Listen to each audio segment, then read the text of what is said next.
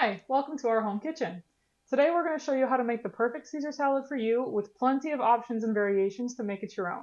Get ready to elevate your salad game.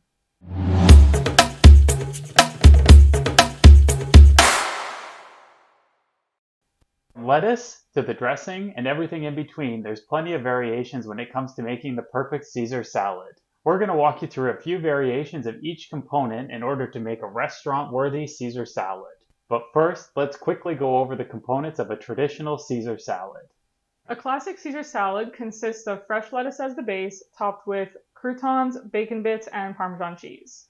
The dressing pulls it all together, featuring garlic, Worcestershire sauce, and more Parmesan cheese. And some garnishes include a lemon wedge or capers for added flavor. Make sure you stick around to the end for more inspiration on additional toppings, some complementary proteins, and some fun Caesar salad variations. Now let's get into making our classic Caesar salad. Starting with lettuce, today we'll be using romaine, which is your classic Caesar salad lettuce, but you can mix it up to make an impactful shift in the flavor. We've used all kinds of different things. You can use kale, you can use Brussels sprouts, we've even used broccoli, so you can mix it up however you like. All you really have to do to the lettuce is just cut it up into bite-sized pieces and wash it up, so that's what we'll do now.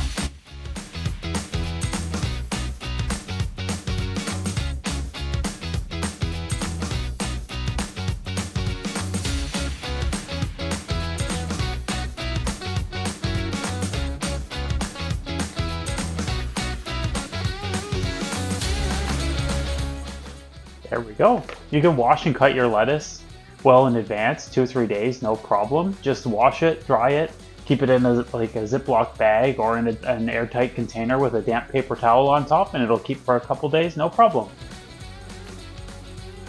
Croutons are a key ingredient to any Caesar salad, adding a delicious texture and crunch to the dish. While they may seem simple, not all croutons are created equal. Today I'm going to be using some house-made sourdough scraps, but you can really use any bread you like. Naturally though, the more flavorful the bread, the more flavorful the croutons. So if you use white Wonder Bread, your croutons are going to be just as flavorless. And we'll be going for a classic cube cut today.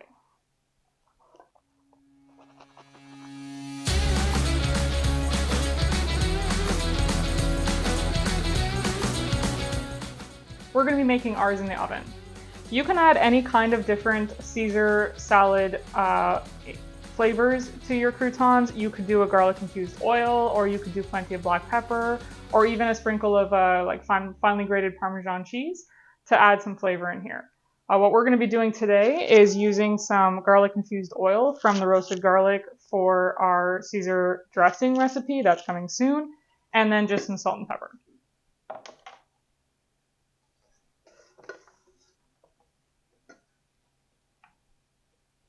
Okay.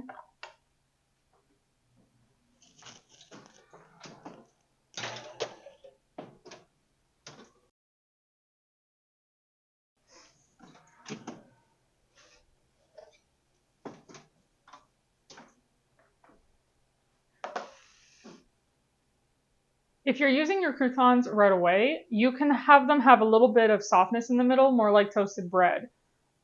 But if you're not using them right away, if you're doing them more than a day in advance, or if you're making a lot and you plan to have extras, you will need to dry them out completely, or else they'll get stale.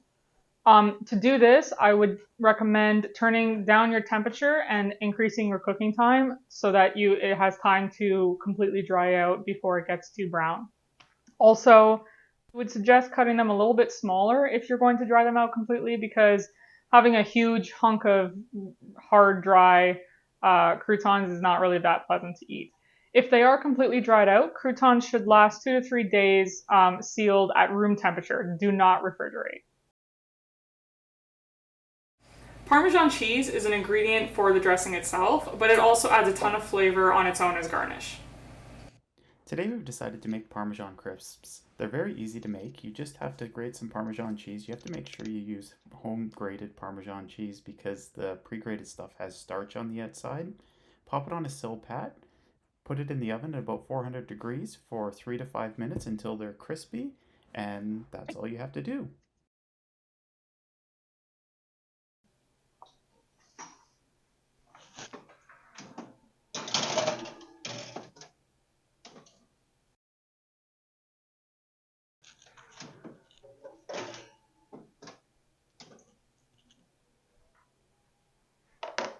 So these are the Parm Crisps done. They're a little bit delicate, but you shouldn't have too much trouble peeling them off your silpat or parchment paper. You could serve them as a little chip, like on top of your salad, like a little garnish, or you could crumble them up and add a little bit of extra crunch. The Parmesan cheese will last in the fridge for a long, long time, but the Parmesan crisps, do not put these in the fridge, keep them at room temperature, and they'll last maybe 1 or 2 days. They'll stay crispy. For many people, the highlight of the Caesar salad is bacon. There's a few ways to incorporate bacon into your salad, just depending on the taste and the texture that you're looking for.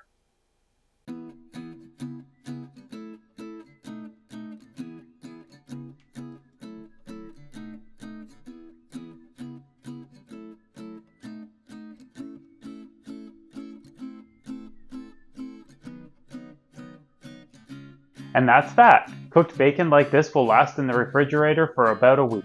We've chosen to use just normal bacon strips today, but you could also use like a slab of bacon and cut it into lardons. You could use pancetta, or you could even use crispy prosciutto.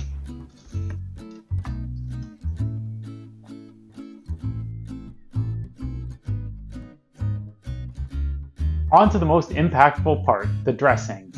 So we're going to show you 3 different variations of different Caesar dressings today. A classic mayo-based dressing, which is similar to but much better than the store-bought dressings that you find in the bottles. Hybrid dressing, made with egg yolks. And then for a third option, we're going to be showing a vinaigrette version. You'll notice that all the recipes are pretty much the same, aside from the base that we're going to be swapping out, be it mayonnaise, a vinaigrette base, or an egg yolk. All of these versions can be done at least a couple days in advance if you want to get ahead. So the first thing we want to do, no matter which variation you're making, is to make some roasted garlic. We believe that roasted garlic is a very worthwhile ingredient to make for Caesar dressing, but also for a lot of other recipes. It's super easy to make either in a pan or pot or in the oven. We like to make it in a pan or pot because then you can add extra oil and then you get both the garlic oil and the roasted garlic, both of which we're using today. One of them we used for the croutons already.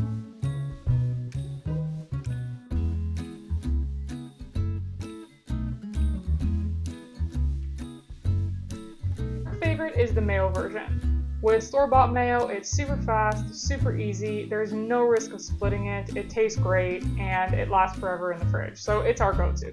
So let's get started. In my bowl here I have a cup of mayonnaise, and we're just going to add all the ingredients into the bowl here and just mix it all together and call it a day. So I'm going to put 3 tablespoons of Parmesan, 2 tablespoons of lemon juice, I just squeezed this earlier, a teaspoon of chopped capers that we have here, a little shake of hot sauce. We're using Frank's, you can use whatever you like. Some Worcestershire sauce, about a teaspoon. We'll measure it just to be good, but we're gonna grate in a clove of garlic. You wanna do that? And we'll put a teaspoon of Dijon mustard in here as well. And then in this bowl here, we just have some roasted garlic that we roasted up earlier and I just chopped up. Put probably, I don't know, a teaspoon or so, a couple cloves worth in there. And then just some fresh black pepper. And just mix it all together, and it's really that simple. You have Caesar dressing. Like everything, just give it a taste, make sure that it's the way you like it. As the mayonnaise is seasoned and everything, there's a lot of salty things in here, the cheese, the capers, the Worcestershire. You might not need to add salt, and just make sure that there's enough pepper and enough lemon, and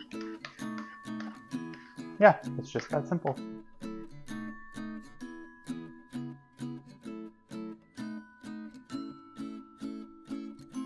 Now we're going to make the hybrid and the vinaigrette version together. If you like anchovies, feel free to add 1 or 2 fillets. We don't think it's necessary, but if you want in small quantities, anchovies can add a nice sort of salty flavor. But if you add too much, it'll get fishy very quickly, so be careful.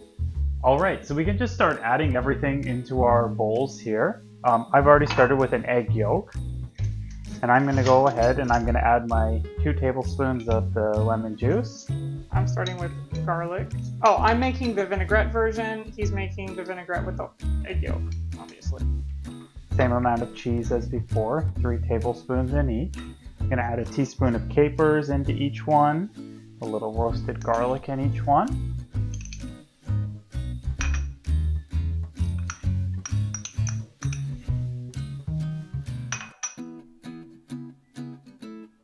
Then we also just need to add our hot sauce and our Worcestershire sauce. A teaspoon of mustard into each one.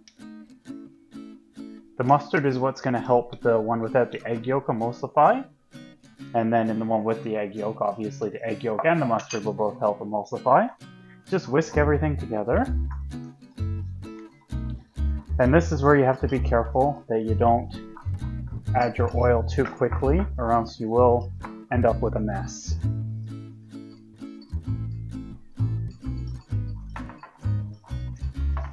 You can see I'm just adding a couple drops of oil at a time and then whisking it, making sure it comes together before I add a little more. Me too.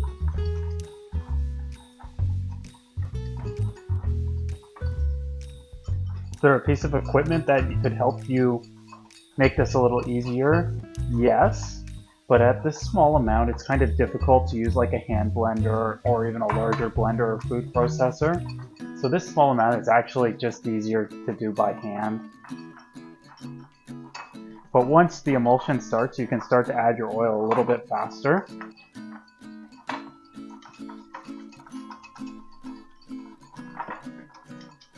The reason why our dressing is so yellow is because our egg yolks are particularly yellow right now. And also our mustard has a particularly large amount of turmeric in it. So it's really made the dressing turn kind of yellow, but that's okay. Almost done.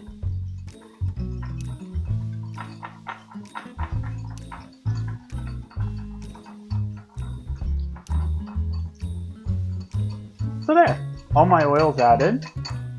Now this one, I'll have to give a taste to because we've still added all the salty ingredients. However, the oil, the egg yolk isn't seasoned, so I did not add any pepper yet. Mine's good for salt. Need a little pepper. And there we go. So that's your vinaigrette base and your egg yolk base. If you're using store-bought mayonnaise, you'll have a very long shelf life like this one here, probably about 2 weeks or so inside the fridge. And then also if you're using like a homemade mayonnaise, you have a little bit shorter shelf life, probably 3-4 days. In the fridge. In the fridge.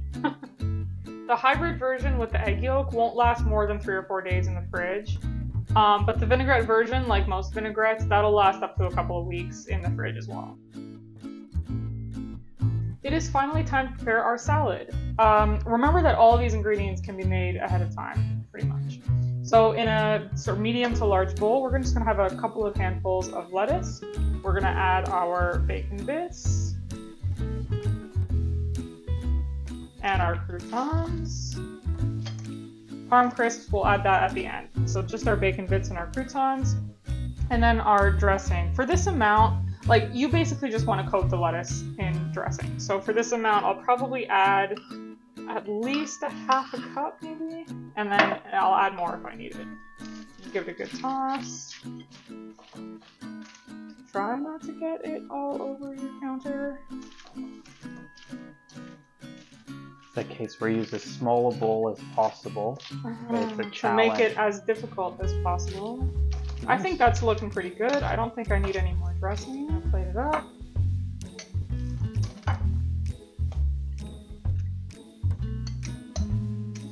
Here you get all the goodies at the bottom. And then you can use your Parmesan crisps here. Again, you could crumble them up if you want to, or you can have them like that as a cute little garnish. Or another version I thought I'd show for Parmesan, you could just grate it with your microplane like we did earlier.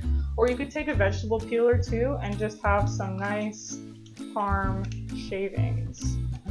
We do this in restaurants quite a bit for different things. And you just get these kind of shavings here. And garnish with a lemon wedge. I like some extra lemon on my Caesar salad, so there you go. Now it's time for our favorite part, the Q&A session. So, where does Caesar salad come from? Tijuana, Mexico. No, it is not Italian. And no, Julius Caesar did not invent it. What if I'm vegetarian or vegan? Pretty sure you would have told me already. But As for the dressing recipes, the problematic ingredient is actually the Worcestershire sauce because it has anchovies in it. So there are some vegetarian Worcestershire sauces that you can buy, but and you could just omit it and not have it in it at all, or you can substitute some soy sauce, which will also give you some of kind of a salty, like deeper flavor. As for vegans, obviously you wouldn't use the egg yolk, and you'd have to take the cheese out of the recipe as well. And don't add anchovies. Is Caesar dressing gluten-free? Yes, as long as your Worcestershire sauce is gluten-free, and it seems that most are now. Just check the label, or if you are gluten-free, you'll probably know. And also, your croutons, obviously, omit the croutons, and then Or it make would be, gluten-free croutons. or make gluten-free croutons if that's your thing. Is Caesar salad keto? It can be if you eliminate the croutons and the Worcestershire. Can Caesar dressing be dairy-free? It can, as long as you omit the Parmesan cheese. What if I don't want to eat raw egg yolk? Store-bought mayo is pasteurized, so it's not raw. That one's fine. You can also buy pasteurized egg yolk at the grocery store, so you can make the egg version, or you can just make the vinaigrette version, and it doesn't have egg yolk. What do I do if I split my dressing? After you've swore, what you will do is you will take an additional egg yolk and another tablespoon of mustard and use your split dressing as the oil. So you'll just whisk it and add the split dressing very slowly, and it should re-emulsify. If you're making the non-egg yolk version, you can just use some mustard and a little bit more lemon juice, and then you can add your split dressing very slowly, whisk it, and then it should come back together. How do I make Caesar salad to go? The lettuce, Parmesan, as long as it's not Parmesan crisps, and the bacon can all go in a container together in the fridge. Your Caesar dressing can also go in the fridge, but I would keep it in a separate container. And then the croutons and Parm Crisps, if you're using them, those should be kept at room temperature. They can be in the same container though, just keep it at room temperature. And then when you're going your places, you get all your stuff, and I would mix everything together just before you're ready to eat it. Let us know in the comments below if you have any other questions about Caesar salad. And if you have any other unique variations or ingredients that you like to use, we'd love to hear about it. And there you have it, the art of crafting Caesar salad from scratch with your own unique touch. We hope this video has inspired you to experiment with your salads. And remember, you don't always have to make everything from scratch. You can always pick and choose what you want to make yourself and buy the rest at the store. If you enjoyed this video and want to see more delectable recipes, leave us a like and consider subscribing for more videos in the future. And thank you for joining us today in our home kitchen. Happy cooking!